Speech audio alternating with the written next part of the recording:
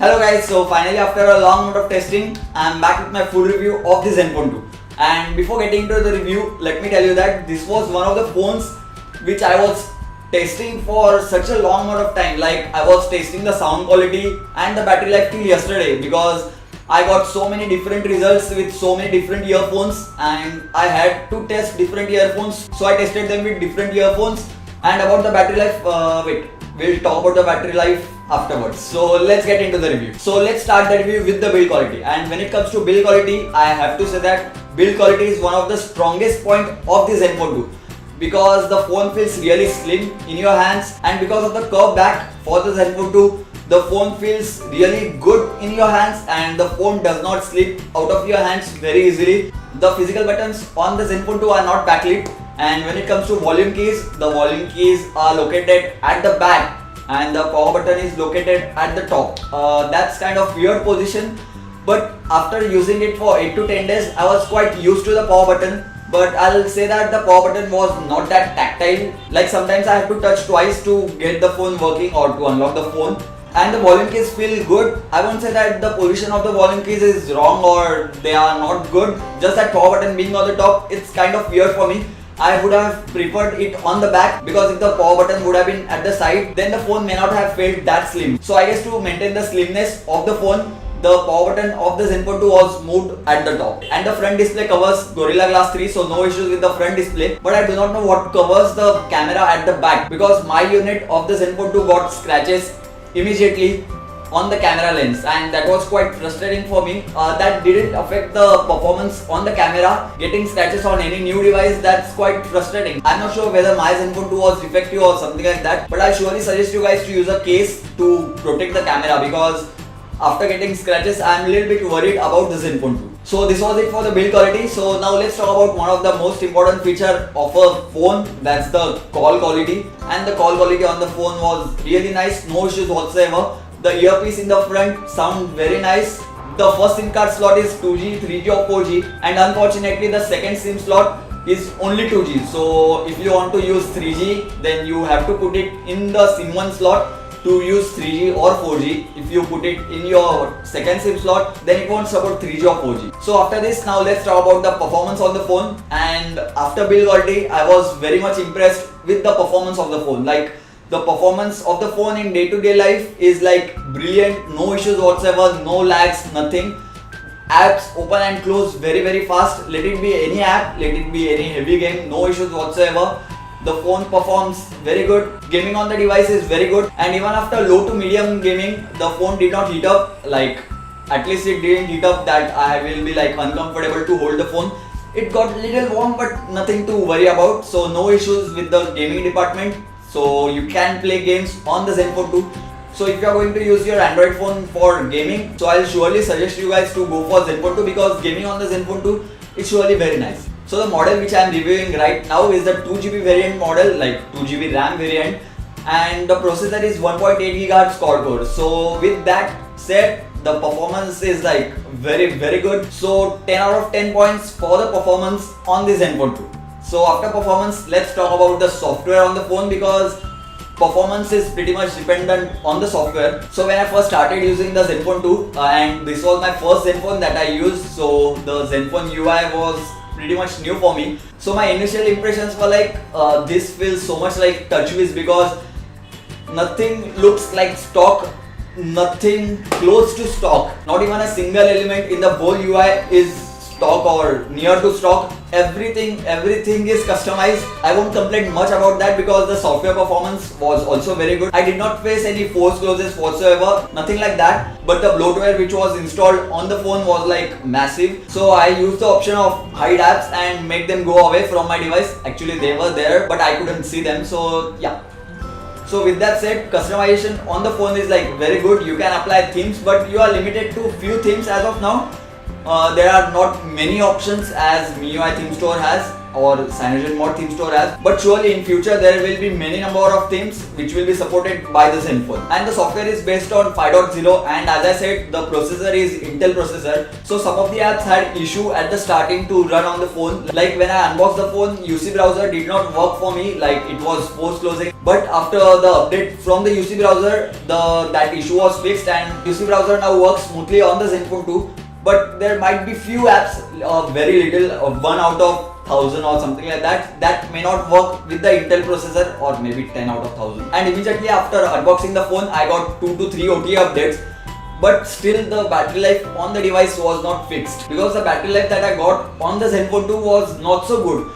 Getting 4 hours of screen on time was like very tough to manage. And for a week I tried different settings, different things to get the battery life to very good level.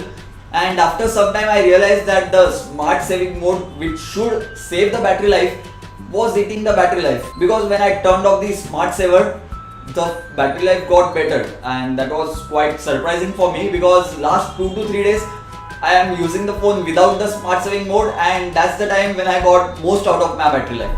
And there is very annoying bug right now in the software, that if you go into battery stats, you will see that Wi-Fi which should eat the least amount of battery life took the most amount of battery life from the phone. And Android OS, and that might be because the double tap on the phone, that feature is very awesome actually. So to get most out of my battery life, or just to test whether I get better battery life or not, I turned off all the double tap settings, like double tap to wait, double tap to lock, all those settings were turned off. And after that I got pretty good battery life. So I hope that Asus fixes these issues, because these are software related issues for sure. Because after having 3000 mAh battery, like 3000 plus mAh battery, the phone should have better battery life. Because I have used phones with 2000 mAh battery, and those phones were able to last me through a day without any issues. And in all the battery life stats which I showed you earlier, I used the phone moderately. I did not use it very heavily, because my exams are going on right now. So I'll say that I'm quite disappointed with the battery life on the Zenfone 2. But I'm pretty much sure that these issues can be fixed by the software updates. So I hope that Asus fixes these issues with the software update. And if the battery life is fixed on the device, then it will be like very good device to use. And as I said earlier, double tap to wake, double tap to lock the screen once again are one of the awesome features that Zenfone 2 has. And I have to say that these features work very well, and I have to say that these features on the Zenfone 2 work pretty much better than the OnePlus One, because the phone responded to double tap very fast and it did not ever unlock in my pocket. So that's surely a very nice thing. And you can even just write a letter on the screen when the screen is turned off to open any application. And obviously you can customize all these settings. Like for S you can put WhatsApp, or for W you can put messaging application, or anything you want. So thumbs up to all these features that Asus has put, but that surely affects your battery life too. But with the software updates, these issues can be fixed. So I hope that Asus fixes these issues very early. So guys, after the software updates, if the battery life is fixed, or if I feel like it's worth mentioning, then I'll surely add that in the description below. So if you are watching this video after 5 to 6 months or 8 months, so don't forget to look into the description, because I may add something related to battery life in future. So now let's talk about the things related to media. That's the display, sound quality and the camera. And let's start with the display. No, let's start with the camera. And the rear facing camera is 13 megapixel, the front facing camera is 5 megapixel, but numbers doesn't matter unless and until the phone performs like a 13 megapixel camera. And when we take a look at the sample pictures, I can say that the rear camera shoots good pictures. Like if you want to share on social media sites like Facebook, Instagram or something like that, then the photos are really good, no issues whatsoever. So the photos clicked with the rear facing camera look good as long as you don't zoom in. But as soon as you zoom in, the photos become pixelated. I didn't expect this from the 13 megapixel camera, but unfortunately the photos look pixelated. And as I said, in the software department, there are many applications installed on the Zenfone 2, and all these applications can be updated through Play Store. So it's like you can update the camera application through Play Store only. So it's like you can update the camera application through Play Store. So you do not have to wait for the camera application to be updated from the OTA update. So it's like very good thing and kind of bad thing, because the Asus camera got updated twice, and in the first update the camera quality was decreased, and in the second update the camera quality was fixed, like the issues that were with the camera were fixed. So it will be like very good if Asus continues to update the application through Play Store regularly and fixes all the issues. Then the camera will be surely very good. But as of now, I won't say that it performs exceptionally well.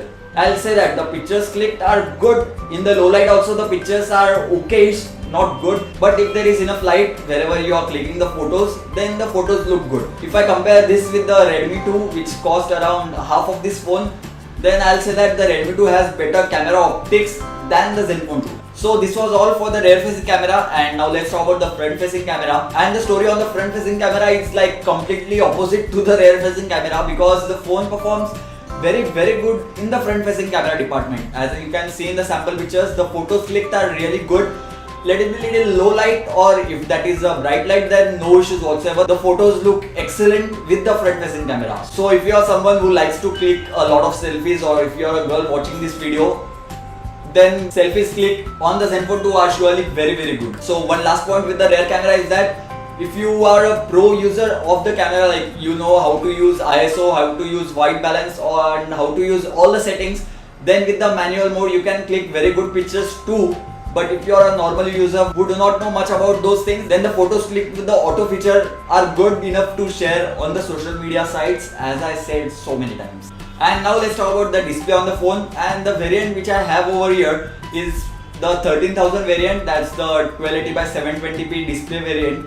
And I do not mind using a 720p display over 1080p display, because it will surely increase the battery life of the phone.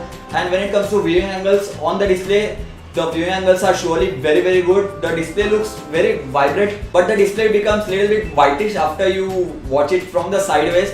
It's not very much noticeable. You have to look into the display to find out whether the display turned whitish or the colors are looking exactly the same. So I'll give 7.5 out of 10 for the display on the Zenfone 2. So let's talk about the last but not the least point of the phone, that's the sound quality. And when it comes to sound quality, the rear facing speaker on the phone sounds really good. It's not the loudest and it's not the lowest too, it's somewhere middle, and that's good. So the sound output that comes out of that speaker is good, no issues whatsoever with that.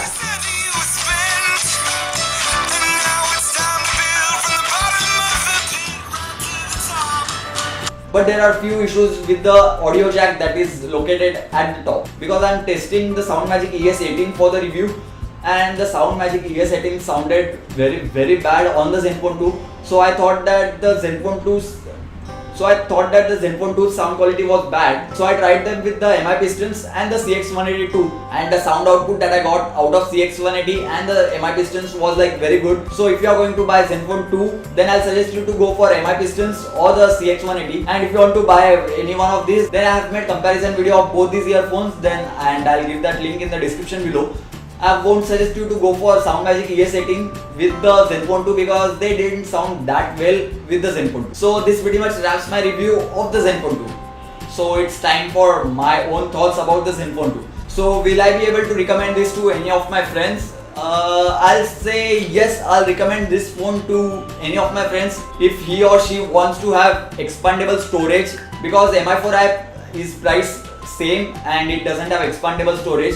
So if you want expandable storage, then Zenfone 2 is surely a very good phone, but you might have to sacrifice a little bit of the battery life, and if the software updates cannot fix the battery life, then it's like very bad thing for the Zenfone 2. And I really hope that Asus fixes these issues very early, because the bad battery life is due to software issues.